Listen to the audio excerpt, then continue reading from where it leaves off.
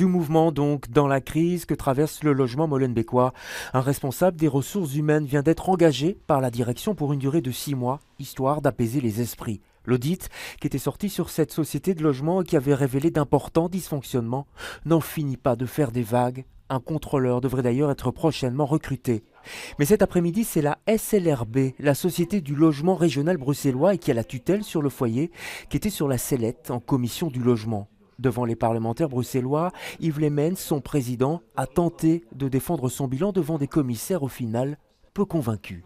On s'étonne, je l'ai dit en commission, d'espèces de hiatus énormes qui existent entre les règles telles qu'elles devraient s'appliquer et ce qu'on a entendu évidemment dans cet audit la semaine passée présenté par Ernst & Young qui fait état de difficultés de gestion qui sont majeures. Force est de constater que la SLRB a commencé à s'agiter seulement début 2017 alors que les problèmes perduraient depuis au moins 2013 et vraisemblablement avant. Certains vont plus loin comme le MR Vincent De Wolf qui demande un audit sur la SLRB. À partir du moment où on se rend compte que le seul contrôleur possible c'est la SLRB, que la SLRB en a tous les moyens et toutes les obligations, puisque le délégué social doit faire un rapport tous les 6 mois, et puis après 1 an, le réviseur d'entreprise également, avec comme objet, est-ce qu'on respecte les marchés publics, est-ce qu'on respecte la loi, est-ce qu'on respecte la procédure. Et puis d'autres pointent aussi une responsabilité communale dans cette affaire, la commune étant présente dans le CA du logement molenbeekois. Moi je ne suis pas dans le conseil d'administration, on n'a pas de représentant et donc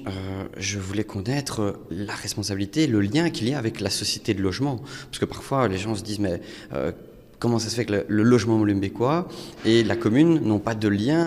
Un administrateur, ça doit lire les comptes, le bilan et le compte. Quand on voit qu'il y a 2,5 millions de créances, on dit que c'est quoi? Qui nous doit de l'argent? Quelqu'un vous doit 2 millions. C'est comme ça que c'est présenté dans les comptes.